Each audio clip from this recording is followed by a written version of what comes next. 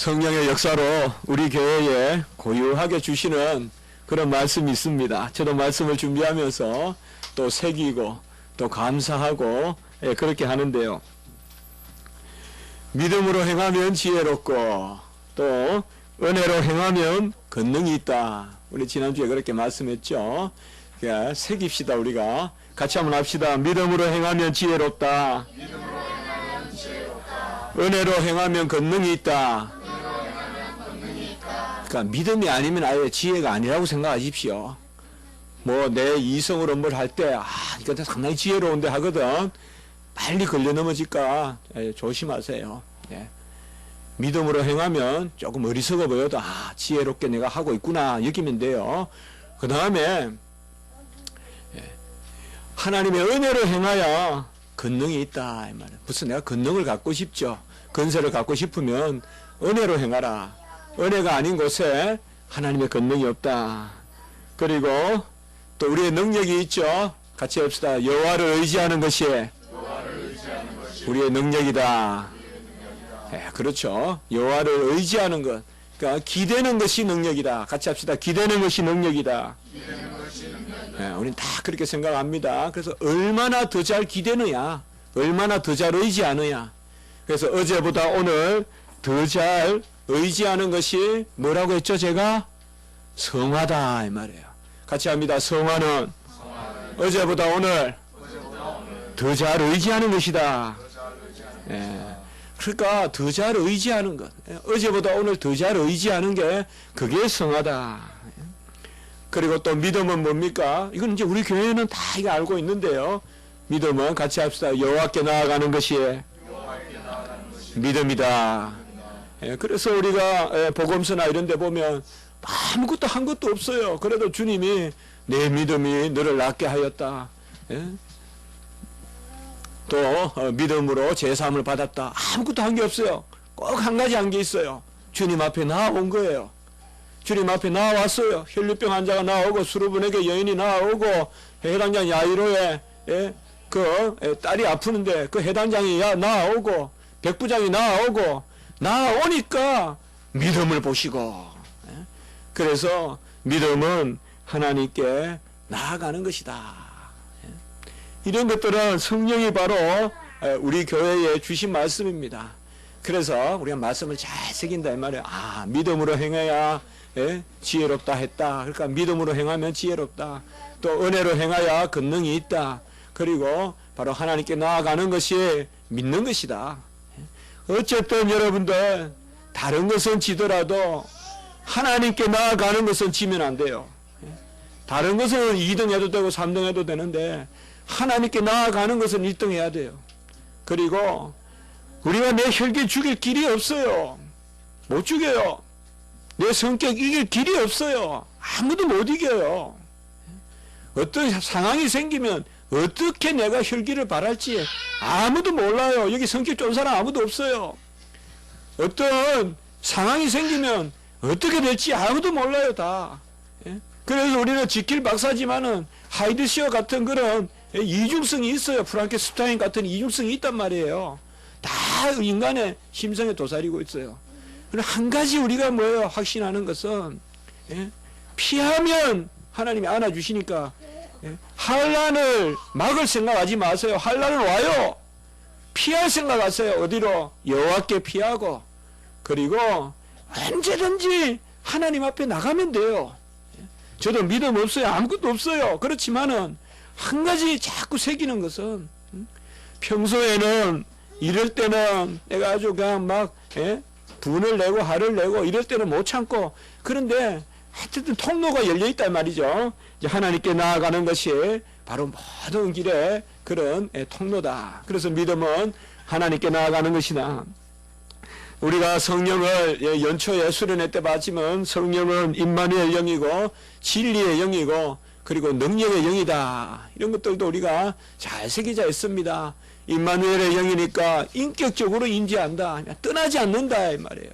아무리 밀어내도 안 나가세요. 성령은 딱 주인이 되시기 때문에 그래서 신분적이고 인격적으로 성령의 역사에서 우리가 변했다. 그래서 성령은 우리와 함께 있고 우리 속에 거한다. 요한복음 14장 17절 말씀을 우리가 많이 이야기했습니다. 그래서 임마누엘의 영, 성령이 임하면 예수 그리스도의 모든 은사가 우리에게 내리기 때문에 그 은혜 가운데 우리가 산다. 그리고 성령은 또한 진리의 영이라고 말씀했어요. 그래서 이 성령에 임하면 예수님이 가르치시고 또 말씀하신 것이 기억난다라고 그렇게 이야기했습니다. 진리의 영이 임하면요, 두 가지가 나타나요. 첫 번째는 예수님의 십자가가 보여요. 그 예수님이 행하신 게 기억이 나요. 예수님이 가르치신 것이 기억나요. 어떻게 보면 우리가 어떻게 읽은 적이 없는데도 새겨져요. 이게 놀라운 거예요. 그러니까 성령이 임하면 예수님이, 그 보혜사 성령이 임하면 바로 예수님이 행하신 것과 그리고 예수님이 가르치신 것과 그리고 예수님이 말씀하신 것이 들어와요. 그래서 마음으로 믿고 입으로 시인하게 돼요. 성령이 임하면 마음으로 믿고 입으로 시인하게 돼요. 그리고 진리의 영 성령이 임하면 두 번째는 뭔가 하면 바로 주의 말씀이, 주의 법이 우리에게 새겨져요. 그래서 성령이 임하면, 진리의 영이 임하면 예수 그리스도를 기억하게 되고 그리고 주의 법이 우리 안에 새겨져서 에레미야서 31장 31절과 33절에 보면 이제 새 언약을 맺어서 하나님의 법을 우리 마음에 새긴다고 하셨는데, 하나님의 법을 우리 마음에 새기는 것이 바로 뭐냐 하면 성령이 임하면 그렇게 되는 것입니다. 세 번째는 우리가 성령은 능력의 영이라고 했죠. 능력은 아까 말씀드렸지만은 다른 게 능력이 아니다. 우리는 하나님이 뭘 비출 때 능력이에요. 하나님을 잘 비추는 게 능력이에요. 그럼 능력은 뭐냐? 하나님께 의지하여서 하나님 걸 잘 받아들이는 게 그게 능력이에요. 우리가 세상에도 보면 다 의지해서 살잖아요. 회사도 가면 누군가가 회사를 또 이렇게 마련해 놨고, 그래서 그 밑에서 또 우리가 배우다가 또 어느 때 또 상관이 되기도 하고, 뭔가 내가 새로 출발하는 것 같아도 나는 누군가에게 배웠고, 그래서 그것을 통해서 올라가잖아요. 그러니까 항상 세상에도 보면 잘 반영하고 비추는 거, 정말 잘 배워야 돼요. 배울 때 하고 그걸 발휘할 때는 좀 다르거든요. 배울 때 너무 비평적이면 배울 수가 없어요. 배울 때는 먼저 내가 받아들이고 그 다음에 이제 어느 정도 그게 됐을 때 우리가 그것을 추스리게 되는데요. 바로 성령이 능력의 영인 것은 우리가 너희가 무엇이든지 내 이름으로 구하면 내가 친히 행하리라 라고 하셨잖아요. 요한복음 14장 13절 14절 우리가 그렇게 기억하잖아요. 이게 능력이라고 제가 말씀을 드렸죠. 우리가 함께 나누었죠. 우리에게 능력은 한 가지밖에 없다. 무엇이든 예수님께 구하여 예수님이 친히 행하시는 것. 예수님이 어떻게 친히 행하시느냐? 임마누엘 내 안에 들어와 계시기 때문에. 그리고 우리는 어떻게 구하느냐? 그의 진리를 우리에게 깨닫게 하기 때문에. 그래서 다 주님이 하시는 거예요. 보혜사 성령이 임하면 성령이 내 안에 임하여 계시고 친히 알게 하시기 때문에 구하게 하시고, 구하게 하시면 또 주님이 친히 행하시고, 그래서 성령이 임하면 우리가 전체적으로 우리의 생명을 얻을 뿐만 아니라, 그러니까 새 생명의 영을 얻을 뿐만 아니라 새 생활의 영을 얻는다. 오늘 말씀해 보시면 25절에 보면 만일 우리가 성령으로 살면, 여기 살면이란 말은 살아나면, 곧 성령으로 생명을 얻으면, 또한 성령으로 행할지니, 이것은 바로 성령으로 살지니 곧 생활을 뜻해요. 그래서 여기에서 성령이 바로 새 생명의 영이고 새 생활의 영이다 이 말이에요. 우리는 생명을 얻으면 새롭게 살아가야 되는, 그래서 바로 우리가 성령으로 살면 또한 성령으로 행할지니라고 이렇게 말했습니다. 성령이 임하면 성령의 말씀대로 우리가 살고 영을 떠나서는 살 수가 없어요. 그래서 우리는 영에 사로잡힌 사람들이에요. 또 성령에 매인 사람들이에요. 이때 매였다는 말은 좋은 의미입니다. 그래서 성령에 의지하고 성령대로 우리가 이끌려 갔을 때 즐거움이 있고 또 열매가 맺혀요. 우리 베드로가 예수님께 영생의 말씀이 있으니 우리가 어디로 가오리까? 영생의 말씀이 주께 있사오니 우리가 어디로 가오리까? 라고 예수님께 말씀했잖아요. 어떻게 보면 이 베드로가 가장 믿음 있는 고백 중에 하나가 바로 이거단 말이에요. 영생의 말씀이 주께 있사오니 우리가 누구에게로 가오리까? 이제 막 무리가 흩어지거든요. 예수님이 이제 순환 당하실 것을 예언하고 하니까 무리가 막 흩어져요. 싫거든요. 예수님이 막 이긴다 하고 이러면 쫓아다니고 싶은데 자꾸 고난 당한다, 진다, 죽는다, 넘겨진다, 자꾸 이렇게 이야기하니까 무리들이 막 이제 흩어진단 말이에요. 그때 베드로가 영생의 말씀이 주께 있사오니 우리가 누구에게로 가오리까? 우리가 성령이 임한 사람들은 주의 말씀이 내게 있사오니 내가 어디로 가오리까? 신명기에 보면 여호와의 말씀은 하늘에 있지도 않고 바다에 있지도 않고 우리의 가까운 데 있어서 내 입에 있고 내 마음에 있다 했단 말이에요. 그래서 여호와의 말씀이 내게 있사오니 내가 어디로 가오리까? 시편 139편 7절에 보면 내가 주의 영을 떠나 어디로 가며 주의 앞에서 어디로 피하리까? 시편 139편 7절은 내가 주의 영을 떠나 어디로 가며. 그래서 제가 이 한번 말씀을 생각해 봤어요. 베드로는 영생의 말씀이 주께 있사오니 우리가 누구에게로 가오리까? 라고 했으면 다윗은 시편 139편 7절에서 주의 영이 있사오니 우리가 주의 영을 떠나 어디로 가오리까? 우리는 말씀 없이 살 수 없고 주의 영을 떠나서 살 수가 없습니다. 주의 영이 임하면 깜깜한 밤에 하는 등이 밝혀진 것 같이 아주 맑아요. 주의 영이 내 안에 임하면 싹 소재가 돼요. 청소가 돼요. 주의 영이 내 안에 임하면 아주 따뜻한 온기가 흘러요. 무슨 병이 기적적으로 낫는다 할 거 없어요. 내 마음이 따뜻한 온기로 타고 선한 영으로 가득 차면 병도 이기는 거예요. 일체 부정적인 생각하지 않고 그래서 내 안에 항상 비추는 저는 연약하거나 또 몸이 아프거나 이런 분들에게 꼭 그렇게 말해요. 여호와의 의의 강성, 치료의 강선이 그러니까 항상 그 생각하십시오. 내 안에 여호와여 빛을 꽉 차게 해주십시오. 빛이 내 안에 꽉 차면 그 성령의 빛이 꽉 차면 어떤 어두운 것이 틈타겠어요. 그래서 우리는 성령을 떠나서 살 수가 없습니다. 성령이 바로 생기입니다. 성령이 바로 생명이에요. 생명이고 생기고 생활이다라고 우리가 이야기했잖아요. 성령의 보혜사 성령이 임하면 생명이 임하고 생기가 임하고 생활력이 임하고 그리고 새 생활이 우리에게 나타난다고 했잖아요. 에스겔서 37장 6절에 보면 마른 뼈가 가득한 골짜기 에스겔 골짜기에 이제 생기가 도니까 여호와의 영이 임하니까 생기가 들어오고 힘줄이 생기고 살이 오르고 그리고 가죽이 덮이는. 같이 합시다. 힘줄이 생기고 살이 오르고 가죽이 덮인다.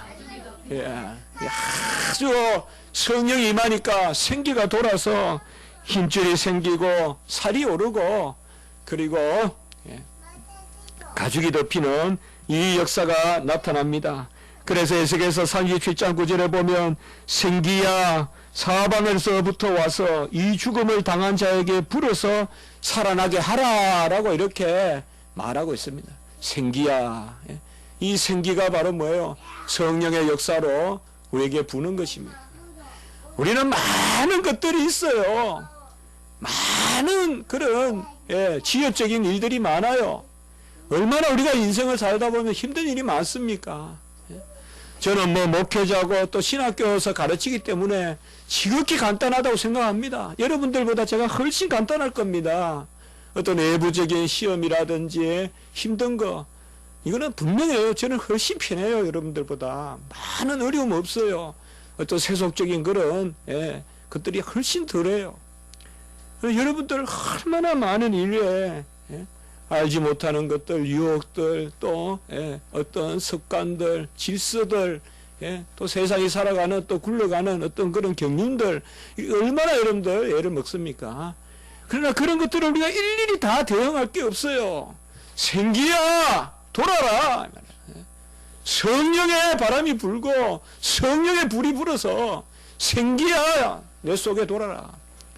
그러면 바로 힘줄이 생기고 살이 오르고 그리고 가죽이 덮여서 여호와의 군대가 되는 그런 역사가 나타난다는 것이에요. 그러니까 우리는 성령을 떠나 살 것이 아니에요. 성령을 떠나 살 수 없어요, 여러분들. 성령을 떠나 살 수 없어요. 무엇이 가장 보기 싫을까요? 섞이는 게 보기 싫잖아요. 성령은 세상과 섞여서 있으면 아주 힘든 거예요. 우리 안에서 그렇게 섞여 있으면 힘든 거예요. 우리는 아예 성령의 편에 서서 살면 우리의 마음이 훈훈하고 평강에 있고 오히려 넘치는 은혜가 있단 말입니다. 욥기서 33장 4절에 보면 하나님의 영이 나를 지으셨고 전능자의 기운이 나를 살리시느니라 라고 이렇게 말하고 있습니다. 이것은 엘리야가 이야기한 건데요. 진리의 말씀입니다. 하나님의 영이 나를 지으셨고 전능자의 기운이 나를 살리시느니라. 우리는 많은 수로가 있어요. 그러나 주어는 나고 성령이에요. 믿는 사람은 주어로 상대해야 돼요. 수로로 상대하지 마세요. 수로는 일주일 내내 수백 가지 수로가 있잖아요. 그러나 주어는 뭐예요? 하나님과 나예요. 하나님과 내가 주어예요. 하나님과 내가 100% 하나님이 하시고 100% 내가 하고 100% 하나님이 하는 그 역사가 나타나는 거예요. 믿는 성도들은 많은 지역적인 문제들이 있지만은 온갖 이스라엘 군중들이 죽여라 뭐 끌어내리라 하지만은 예수님은 고요하게 도수장에 끌려가는 양같이 자신의 일을 이루어 가시듯이 우리도 성령의 역사로 전능자의 기운이 나를 살리느니라 라고 이렇게 말씀하셨듯이 성령이 내 안에 역사하고 내가 영의 소욕을 따라서 살면 기뻐하고 그것이 바로 보혜사 성령이 우리에게 임하였기 때문에 임마누엘 영이 임하고 진리의 영이 임하고 바로 무엇이든 주의 이름으로 구하면 베풀어 주시는 세상이 감히 가지지 못하는 유일한 우리의 능력 전능하신 하나님을 움직일 수 있는 기도의 양자의 영을 우리에게 주셨기 때문에 그 성령을 가지고 우리가 하나님 앞에 나아가는 것입니다. 그러므로 성령의 가르침과 성령의 지시를 받지 아니하고 성령의 감동과 감화를 따르지 아니하면 그것은 살아있으나 죽은 자다 이 말이에요. 아주 불타는 듯 하지만은 이미 죽어서 꺼멓게 덩어리가 되어버린 그런 볼품없는 숯과 같은 아주 그렇게 숯도 아주 그냥 더 이상 열기를 낼 수 없는 그런 숯과 같이 되어버린다 이 말입니다. 오늘 5장 16절에 보면 바로 너희는 성령을 따라 행하라 하고 육체의 욕심을 이루지 아니하고 17절에 보면 육체의 소욕은 또 이렇게 나옵니다. 여기 16절의 육체의 욕심은요 좀 더 감정적인 거예요. 감정적인 육체의 소욕. 그리고 17절의 육체의 소욕은 좀 더 지식적인 거예요. 이 원어를 보면요 원어가 다르단 말이에요. 16절에 보면 에피뚜미아로 되어 있고 17절은 에피뚜메오 이렇게 되어 있는데 우리가 이 원어는 조금 달라요. 그래서 16절의 육체의 욕심은 감정적인 거예요. 우리가 여러분들 이제 봄이 되면 또 마음이 산란해지죠. 이런 감정을 항상 조심해야 돼요. 그러니까 육체의 감정대로 살지 마세요. 우리 감정이 좀 강하게 제가 표현해 볼까요? 우리 감정이 뱀의 혀예요. 우리 감정이 뱀의 혀예요. 감정을 육체의 감정을 쫓아 살면 안 돼요. 우리 감정 믿지 마세요. 내 눈물 믿지 마세요. 내 정서 믿지 마세요. 감정은 대체로 다 옳은 것 같아도 어떻게 보면 가장 교활한 뱀의 혀가 감정을 틈타서 들어와요. 그래서 여러분들 우리가 감정이 조금 스산해지고 산란해지고 하거든 빨리 기도해야 돼요. 빨리 기도해야 돼요. 근데 이상하게 감정은 그냥 내맡기는 경향이 있어요. 감정은 그냥 내맡긴단 말이에요. 좀 더 정서적인 것이 좀 더 옳은 것 같아요. 그러나 맞아요. 감정은 너무 귀한 거 아름다운 것이에요. 인간에게만 주신 거예요, 하나님이. 그러나 그만큼 미묘한 것이기 때문에 감정은 그만큼 어려운 것일 수도 있어요. 그래서 육체의 감정의 욕심을 이루지 아니하고 16절에, 그리고 17절에는 보면 육체의 소욕은 좀 더 지식을 쫓지 마라 이 말이에요. 내가 옳다 하는 것이 옳다고 생각하지 마란 말이에요. 우리가 기도할 때 이것은 많이 우를 범하거든요. 내가 다 그냥 계획을 잡아 놓는 거예요. 세상에 집을 지을 때는 나는 모르니까 건축가에게 설계를 맡기잖아요. 그런데 내가 기도할 때는 내가 그냥 다 디자인하는 거예요. 그리고 하나님은 도와주시면 응답하신 거고, 그렇게 안 해주시면 응답 안 하신 거고. 그게 아닙니다. 사실상 우리는 우리 지식의 욕심을 버려야 돼요. 기도할 때 특별히 이 지식의 소욕을 쫓아가면 안 되는 것입니다. 다윗은 성전 건축에 얼마나 하고 싶었겠어요. 정말 다윗은 성전 건축하고 싶었어요. 예? 다 백향목도 준비해 놓고 금도 원도 다 준비해 놨어요. 그러나 하나님이 하지 마라 안 하는 거예요. 예? 누가 안 하겠어요. 100이면 99은 다 했을 거예요. 그러나 다윗은 너는 전쟁하느라고 너무 많은 그런 손이 피를 봤다. 그러니까 너에게는 성전을 짓지 않도록 하겠다. 그러니까 딱 그 선지자의 말을 듣고 탁 안 한단 말이에요. 우리가 그냥 성경에 있으니까 뭐 그러려니 하지만 실제로 그 상황이 안 되었다고 보자는 말이에요. 얼마나 다윗이 성전 건축 막 벗겨 왔을 때 그냥 춤을 췄잖아요. 그리고 전쟁에서 많이 모아놨잖아요. 연전연승하잖아요. 가는 데마다 다 이기잖아요. 사실 솔로몬의 영화 하나보다는 다윗이 다 만들어 놓은 거잖아요. 그러면 성전을 일생에 치적으로 짓고 싶지 않았겠어요? 그 지식이 있었지 않았겠어요? 누가 이것을 잘못됐다 했겠어요? 성전을 짓는데.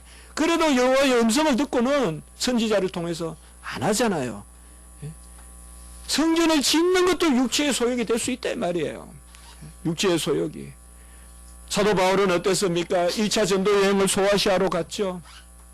소아시아로 갔을 때 얼마나 그 소아시아에 정성을 쏟았겠어요. 거기서 정말 씨를 뿌렸겠어요. 그래서 소아시아 그 갈라디아 교회나 이런 교회에 가보고 싶었을 거 아니에요. 그래도 하나님이 가지 마라. 너는 마게도냐로 가라. 마게도냐로 가잖아요. 얼마나 이게 목회자, 선교사에게 이게 힘든 일이겠어요. 내가 정말 목숨을 바쳐 매로 그렇게 교회를 개척했는데 그 교회를 떠나서 딴 데로 가라고 하니 그래도 뭐예요? 두말하지 않고 순종하잖아요. 그리고 사도 바울이 얼마나 로마를 가보고 싶었어요, 여러분들. 로마 가서 전도하고 싶었잖아요. 그러면 마게도냐에서 로마로 가도 돼요, 바로. 그렇게 길을 찾아도 돼요. 그런데 성령의 지시하면 뭐예요? 예루살렘으로 가서. 근데 예루살렘에는 뭐예요? 핍박이 기다리고 있잖아요. 매이는 것을 봤잖아요, 이미. 자기가 이렇게 잡히는 것을 환상 가운데 보여주셨단 말이에요. 그래도 사도 바울은 자기 지식을 끊고 예루살렘으로 가서 포박당해서 그 죄수의 몸으로 로마로 가잖아요. 이런 것들을 우리가 바라보면 바로 육체의 감정을 우리가 제어해야 되고 육체의 지식, 이것이 바로 16절의 육체의 욕심, 17절의 육체의 소욕입니다. 우리는 성령을 따라 행해야 된다라고 16절에 말씀하고 있습니다. 성령을 따라 행하라 이 말이에요. 성령이 우리의 키가 되어야 되고 우리는 성령의 움직임에 따라 움직여야 됩니다. 갈라디아서 3장 3절에 보면 성령으로 시작하였다가 육체로 마치겠느냐라고 이렇게 말하고 있습니다. 가장 기분 좋을 때는 언제요, 여러분들? 저는 많은 그런 경험은 못 해봤지만은, 마라톤까지는 제가 다 안 달려봤지만 10km는 뛰어봤는데요. 근데 군대 같은 데 가면 10km씩 뛰잖아요. 가장 기분 좋을 때가 마지막 7km, 8km, 9km, 그때 뭔가 내가 힘이 남아있을 때, 그때 아주 기분이 좋더라고요. 마지막에 힘이 남아서 내가 뛰고, 또 오히려 걸음이 가벼워질 때가 있거든요. 산에 올라가 봐도 그런데요. 이번에는 뭐 그렇게 말하기 좀 어렵고요. 이번에는 뭐 가면 갈수록 또 미끄러운데, 예, 보통 산에 가면요, 꼭 질서가 있더라고요. 처음에 한 4, 50분은 힘들어요. 꼭 그래요. 아무리 동네 뒷산도 똑같아요. 어려운 데가 있어요. 한 번은 어려운 데가 있어요. 그거 지나면 이제 또 쫙 펼쳐져요. 예, 그런데 우리가 바로 그겁니다. 성령의 역사로, 성령의 키에 맡기고, 성령으로 시작하고, 성령으로 끝내는 거예요. 육체의 소욕은 성령의 소욕을 거스른다라고 이렇게 말씀하고 있습니다. 17절에 보면, 그러니까 이 육체에 속한 것과 성령에 속한 것은 절대 같이 갈 수가 없어요. 그래서 같이 공존할 수가 없습니다. 육체에 속한 어떤 자기를 해치는, 육체에 속한다는 것은 결국 자기를 해치는 거거든요. 그런 어떤 방탕함이라든지 그런 어떤 자기를 해치는 어떤 그런 음주라든지 이런 것들이 성령의 역사와 함께 할 수 없단 말이에요. 가능하냐 가능하지 않느냐고 묻는 질문 자체가 의문이란 말이에요. 왜요? 성령과 맞지 않잖아요. 여러분들 술이 취하면 차 안 모는 거는 다 아멘 하시죠? 술 취해가 차 몰면 위험하다는 거 아시죠? 한 잔만 마셔도 위험하다고 아시죠? 그러니까 단속하죠. 그러면 한 잔만 마시면 성령의 역사는 어떨까요? 한 잔 마시면 성령의 역사는 괜찮을까요? 한 잔 마시면 핸들이 흔들리면 보이지 않는 영은 한 잔 마시면 얼마나 더 힘들겠어요. 그러니까 우리는 육체의 소욕과 성령의 소욕이 같이 가지 못한다 이 말이에요. 바로 육체의 일은 현저하다. 옛날 성경에는 보면 19절에 보면요, 육체의 일은 분명하다 이렇게 말하고 있어요. 옛날의 성경에는 우리가 육체의 일은 현저하다라고 이렇게 이야기했습니다. 육체의 일이 뭡니까? 19절에 그것이 바로 자기의 부인이 없는 것, 그것이 육체의 일입니다. 자기의 부인이 없고 그냥 자연스럽게 떠내려가는 대로 살아가는 것, 이것이 바로 육체의 일을 하는 것입니다. 육체의 일은 분명하다고 했어요. 이 말은 금방 나타납니다. 육체의 일은 분명하다 하면 금방 나타납니다. 그러니까 유혹이 되기도 하는데 그만큼 쓰린 것입니다. 그래서 육체의 일은 분명하니라고 이렇게 말하고 있습니다. 저는 지난 주간에 그런 생각을 한번 해봤습니다. 제가 십자가를 지인다라는 거, 우리가 십자가 지기 교회를 많이 이야기하는데 자기 부인을 자꾸 빠뜨리고 있었구나, 제 마음속에. 그러면 십자가는 누가 지냐 이 말이에요. 제가 기도하는데 그 생각이 났어요. 십자가는 누가 지냐 이 말이에요. 왜 십자가를 진다는데 그러면 내가 지냐 이 말이에요. 가만히 보니까 십자가는 내가 없어야 지겠더라고요. 자기를 부인해야 십자가를 지겠더라고요. 그래서 제에게 물어봤어요. 너는 과연 얼마나 너를 부인하느냐 이 말이에요. 그렇게 기도해 보니까요, 한 번도 나를 부인한 적이 없는 것 같아요. 느낌이 한 번도 나를 부인한 적이 없는 것 같아요. 신학교 가서도 공부 잘하려고 했지, 등수 높이려고 했지요. 뭐든지 내가 한번 뚜렷하게 내가 분리를 당하면서 누군가에게 양보해 보고 이런 적이 없었던 것 같아요. 기억을 못 하겠어요. 뭔가 크게는 우리의 목회자가 어떻다 이렇게 이야기는 하지만은 실제로 그것조차도 내 부인이었던가, 오히려 어떻게 보면 가장 강한 내 인정 아니었던가, 내 자신을 가장 강하게 인정하는 그 모습으로 목회자가 되겠다고 한 건 아닌지, 어떻게 보면 그런 생각도 제가 많이 들었습니다. 오늘 24절에 보면 그리스도 예수의 사람들은 육체와 함께 그 정욕과 탐심을 십자가에 못 박았느니라 라고 이렇게 말하고 있습니다. 우리는 완전하지 않습니다. 불완전하지 않습니다. 불완전합니다. 그러나 그리스도 예수의 사람들은 육체와 함께 정욕과 탐심을 십자가에 못 박고, 나는 세상을 향하여 못 박히고 세상은 나를 향하여 못 박히고, 우리가 세상 속에 살지만은 정욕과 탐심은 다 못 박아야 됩니다. 그래 갈라디아서 6장 14절에 나오잖아요. 내가 내 정을 십자가에 못 박고, 세상은 나를 향하여 못 박히고 나도 세상을 향하여 못 박힌다. 이게 육체의 일은 보면요, 오늘 우리가 재미있는 것은 성령의 열매는 9가지인데 19절부터 21절까지 육체의 일은 더 많아요. 우리 성령의 열매가 더 많이 나올 것 같아요. 물론 이게 절대적인 것도 수의 개념은 없지만, 그래서 우리가 금방 제가 한번 정리를 해볼게요. 그 육체의 일은 19절에 보면 앞에 음행과 더러운 것과 호색과 우상숭배와 주술, 여기까지는요 뭔가 하면 영적 음란함이에요. 영적 간음이에요. 그렇게 한번 여러분들 읽을 때마다 이게 너무 많아서 그럴 것 같아서 한번 제가 정리해 봤습니다. 음행과 더러운 것과 호색과 우상숭배와 주술은 바로 영적 간음, 우상을 섬기는 걸 이야기해요. 그래서 음행이다 이라면 1차적으로 여기 19절과 20절에 나오는 것은 하나님 외에 다른 신을 섬기고 부적을 붙이고 점을 치고 이런 것들이 음행이고 더러운 거야. 뭐가 가장 더럽습니까? 하나님 외에 다른 존재를 옆에 세워놓는 거예요. 가장 더러운 거예요.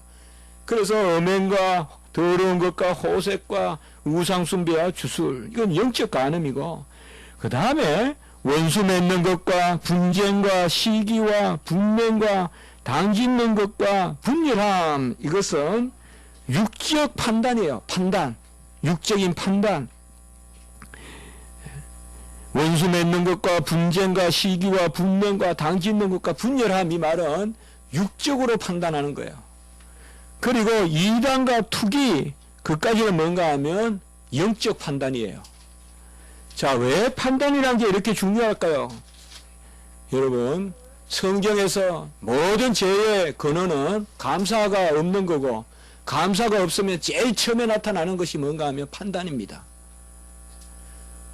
우리가 믿음 있느냐 없느냐, 내가 경건하냐 경건하지 않느냐, 내가 요새 기도 열심히 하고 있느냐 안 하느냐, 여러분 딱 기준 하나 잡으면 돼요. 판단이에요. 판단. 내가 누군가를 쉽게 판단하고 이러면 내가 경건치 못한 거예요. 여러분들, 감사가 있으면 판단할 수가 없어요. 감사가 넘치면요 판단이 아니라 전부 내 잘못밖에 안 보이기 때문에. 왜요? 내 그 큰 죄를 1만 달란트를 하나님이 가져가셨기 때문에 남을 판단할 수가 없어요. 300데나리온을. 그래서 여기에서 두 번째는 나오는 것은 뭐냐, 쭉 제가 말했던 것은 육적인 판단, 예? 원수를 맺고 시기하고 분내고 당짓고 분열하고, 예? 막 당을 짓고 나누고 원수를 내고, 이거 다 뭐예요? 감사가 떠나서 그래요. 간단해요. 감사 떠나면 당부터 지어요. 분쟁해요. 감사가 떠나면. 우리 김원진 전도사님 이제 신학교 가는데 1학년, 2학년, 3학년 절대 이런 상태로 가면 안 된다 이 말이죠. 예. 1학년 때는 보면 감사가 압도적이에요. 제가 보면 제 자신도 그랬고. 그런데 2학년, 3학년 되면 자꾸 뭔가 모르는 판단이 생겨요. 판단이. 이게 안 된다 이 말이에요. 우리는 감사가 판단을 지배해서 판단을 억누르게 만들어야 되는데, 감사가 쥐어져들고 판단이 그 위에 있으면 안 돼요. 거기에서 모든 당짓는 것 이런 게 나옵니다. 그리고 그 뒷부분에 아까 제가 말씀을 드렸던 투기와 이단, 이것은 영적인 판단. 하나님의 말씀을 받아들여야 돼요. 우리는 같이 합시다. 수납하는 거예요. 하나님의 말씀은 판단하는 게 아니에요. 받아들이는 거예요. 받을 숫자, 드릴 납자, 받아들이는 거예요. 그 여기에서는 뭐냐, 뒷부분은 바로 이단과 투기는 뭐냐, 하나님의 말씀을 내 생각대로 판단하면 그게 이단이에요. 그리고 여기 투기는 바로 영적인 투기예요. 유대인들이 예수님의 진리를 거역하듯이. 그러니까 이것은 뭔가 하면 바로 영적인 판단이에요. 그리고 마지막에 보면 그 뒷부분에 또 나오는 게 뭐, 술 취함과 방탕함과 그와 같은 것들이다. 이것은 뭔가 하면 육적인 간음이에요. 육적인 간음. 그래서 우리가 이어서 네 가지로 한번 정리해 봤죠. 바로 영적인 간음, 그리고 육적인 판단, 영적인 판단, 그리고 육적인 간음. 이래서 전체적으로 육체에 속한 일, 바로 육체의 일은 분명하니 그 일은 뭔가 하면 간음하는 것인데, 영적 간음과 육적 간음과 그리고 판단하는 것이다 이 말이에요. 그래서 성경에 보면 가장 자주 나오는, 에베소서도 그렇고요, 두 가지 제목이 뭔가 하면 판단과 방탕한 거예요. 방탕한 것은 항상 음란한 거예요. 음란한 거. 우리가 왜 술 취하지 말라, 방탕하지 말라라고 말하는가 하면 술 취하는 것과 음란한 것이 연결되어 있다는 거예요. 그래서 여러분들, 우리 하나님이 주신 이 영혼을 취하게 해서는 안 된다 이 말이에요.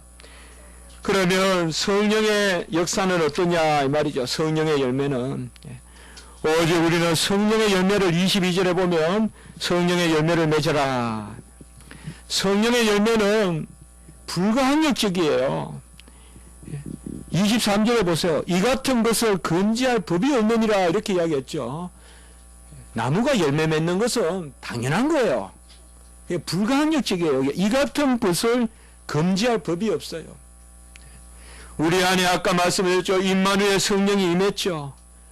그리고 내 안에 영이 살죠. 이제 내가 사는 것이 아니라 성령이 살죠. 그리고 성령이 시기하기까지 사모한다 그랬죠. 야고보서 4장 5절에 보면 성령이 시기하기까지 사모한다는 말은 뭔가 하면요, 성령은 내 안에서 절대적으로 거룩한 일만 사모한단 말이에요. 그래서 육체적인 일이 들어오면 성령이 싸운다는 거예요, 이게. 그래서 성령이 시기하기까지 사모한다. 이때 시기라는 말은 내 문병호가 성령대로 안 살면 성령이 시기한다 이 말이에요. 그만큼 성령이 나를 돌봐주신다는 거예요.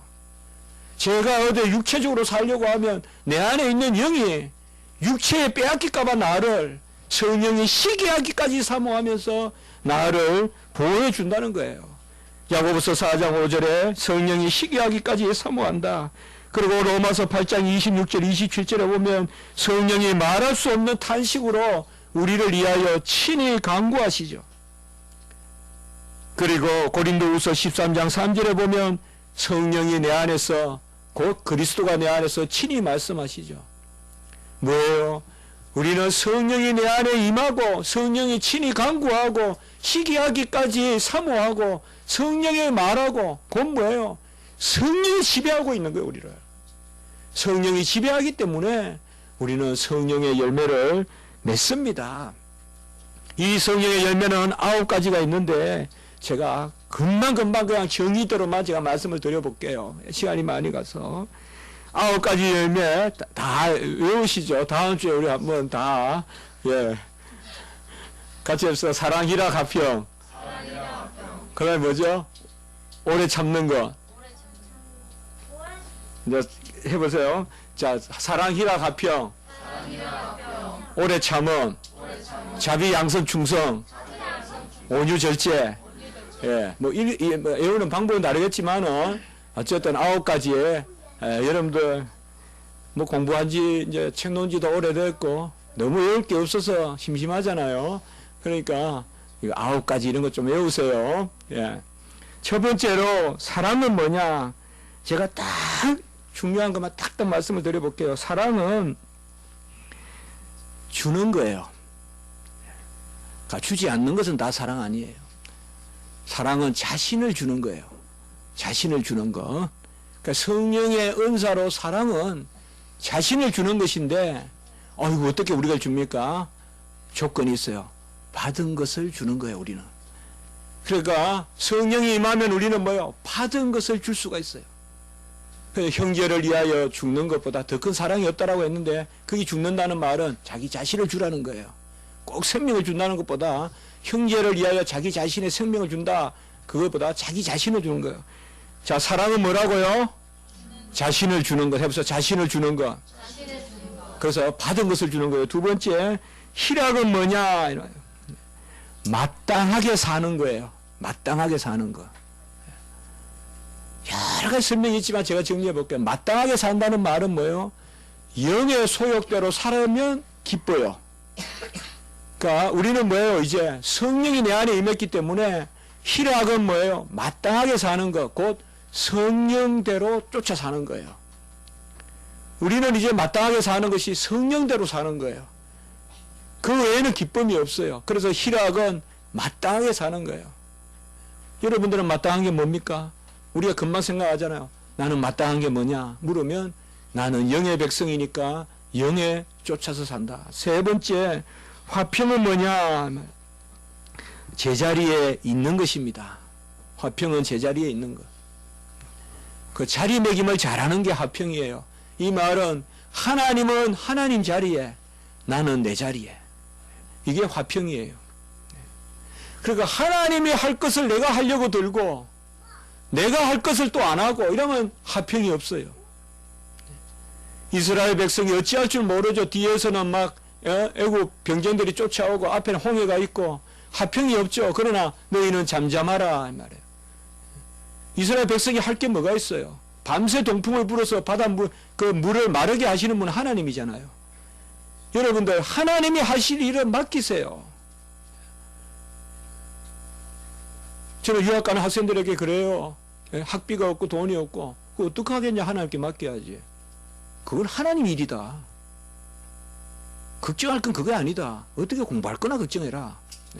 그 하나님이 하실 일과 내가 할 일을 잘 제자리매김 해놓으면 그게 화평이에요. 네 번째, 오래 참음은 뭐예요? 하나님의 섭리의 때를 기다리는 거예요. 하나님의 섭리의 때. 여름에 열매를 따는 사람은 다 설익은 과일을 따게 되고 그것을 먹으면 배탈이 나게 되고 때가 되어서 하나님이 주셔야 가장 좋은 것이에요. 그 먼저 됐다고 해서 좋아하지 마세요, 여러분들. 때가 돼서 돼야 돼요. 너무 섣불리 되는 거 좋아하지 마세요, 여러분들. 하나님의 때에 돼야 돼요. 하나님의 때에. 이것이 바로 오래 참음이에요. 다섯 번째, 자비는 뭐냐? 불쌍히 여기는 마음이에요. 이 말은 같이 하나 적어봅시다. 같아지는 마음이에요. 같아지는 마음. 그 사람은 내가 같아지는 마음, 이게 자비예요. 그러면 어떻게 같아질까요? 다 낮아져야 돼요. 하나님 앞에서. 그래서 자비라는 말은 긍휼히 여기는 마음과 같은 마음이에요. 같아지는 마음이에요. 우리가 누군가를 긍휼히 여긴다 이렇게 할 때 내가 어느 선에서 누군가에게 베푼다 이러면 그건 자비 아니에요. 같이 낮아져야 돼요. 같이. 같이. 여섯 번째, 양선은 뭘까요? 양선이라는 말은 선을 행한다는 말과 다르지 않은데요. 양선이라는 말은 새긴 것을 드러내는 거예요.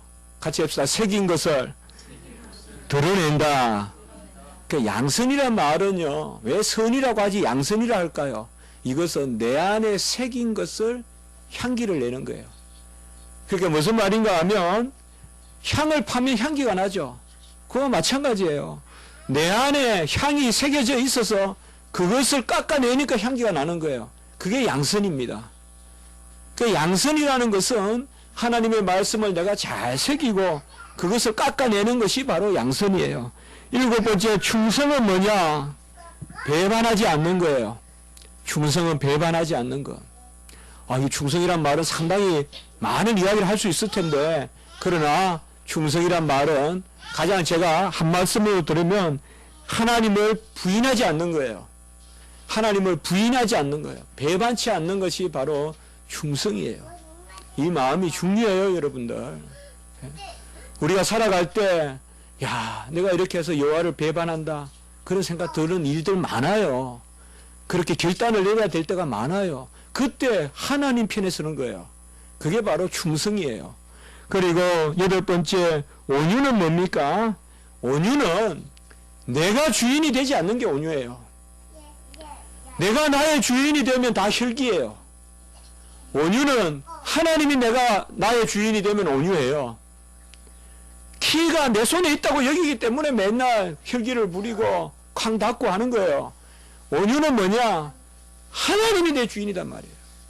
내가 내 주인이 아니다. 그러면 온유해져요, 여러분들. 마지막에 절제는 뭐냐? 하나님 한 분으로 기뻐하면 절제예요. 하나님 한 분으로 기뻐하면 절제예요. 신부는 다 절제하는 사람이에요. 신랑도 다 절제하는 사람이고. 왜요? 신부는 신랑만 보고 기뻐하니까요. 또 신랑은 신부만 보고 기뻐하니까 그건 절제예요.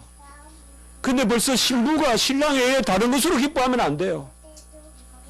신부가 신랑이 있는데 다른 남자 때문에 기뻐하고 이러면 안 된다 이 말이에요. 그건 뭐예요? 절제가 없는 거예요. 그래서 9가지 열매, 여러분들 제가 시간이 없어서 그냥 조금 이따 우리 성경 공부 시간에 제가 다시 한번 여쭤볼게요. 9가지 열매 나와서 이렇게 해보라고도 할 수 있겠습니다. 근데 이런 성령의 열매는 9가지가 아니에요. 사실상 단수예요. 단수. 이걸 바로 성령의 9가지 열매 이래서 나는 사랑의 열매는 있는데 아직까지 온유의 열매가 없다든지 막 자꾸 이런 식으로 이야기하는데 아니에요. 우린 은혜이기 때문에 받은 거예요. 항상 성경은 거기서 출발하는 거예요. 이것은 단수예요. 단수. 성령의 열매. 바로 단수예요. 단수. 하거든요. 열매라는 말은 이 단어 한번 우리 같이 합시다. 카르포스. 그래서 성령의 열매는 단수예요. 그래서 저는 이렇게 생각해요. 한 열매에 9가지 맛이다 이 말이에요. 한 열매에 9가지나 맛이 나는 거예요. 그 맛이 사랑이고 희락이고 화평이고 참음이고 자비고 양성이고 충성이고 온유고 절제고 이 맛이 다 있어요. 우리에게 없지 않아요. 여러분들 있으니까 드러내란 말이에요. 주셨으니까 나타내란 말이에요. 그게 바로 성령의 소욕대로 사는 하나님께 속한 일입니다. 육체의 일이 아니고. 그래서 우리는 뭐가 성령 충만하냐? 이거예요. 사랑하고 자비하고 선을 드러내고 충성하고 온유하고 절제하고 막 성령의 일은 무슨 기적을 행하고 막 권능이 있어가지고 막 그냥 그거 아니에요. 그런 것도 필요하지만 그것도 결국은 뭐예요? 성령의 열매를 맺는 하나의 과정이지 성령의 열매는 바로 이런 것입니다. 그래서 우리가 마지막 26절에 이런 것을 구하고 헛된 영광을 구하지 말라 이 말이에요. 참 우리가요 이 9가지 열매를 구하면 안 싸워요. 참 이상하죠. 성령의 9가지 열매는요 이것 때문에 싸우자. 내가 서로 저 사람은 나보다 왜 저렇게 온유할까? 시기 안 해요. 저 사람은 왜 나보다 저렇게 절제하고 살까? 시기 안 한단 말이에요. 그러니까 26절에 헛된 영광, 이 영광이란 말은 항상 성경의 영광은 자랑하고 통해요. 나쁠 때는. 나쁠 때 영광은 자랑이에요. 그러니까 헛된 자랑을 구하지 말고 헛된 자랑을 구하지 말고 서로 노였거나 투기하지 말라라고 이렇게 이야기합니다. 우리 교회는 성령의 온전한 이 9가지 맛을 내는 한 가지 열매가 잘 성숙해서 서로 그 가운데 사랑하고 화평하고 온유하고 희락하고 절제하고 그런 역사가 있기를 주님의 이름으로 원합니다. 한번 기도드리겠습니다. 거룩하고 자비로우신 하나님 아버지, 우리에게 임마누엘 성령을 주시고 또 성령의 열매를 맺게 하는 그런 삶으로 인도하시니 감사합니다. 생명을 주신 분도 하나님이요 열매를 맺게 하시는 분도 하나님인 줄 믿습니다. 다만 우리는 이 열매의 향기를 내어 주님을 영화롭게 하고 영광을 올려드리는 그 일을 감당할 수 있도록 주여 도와 주시옵소서. 감사하옵고 구주 예수 그리스도 이름으로 기도드리옵나이다. 아멘.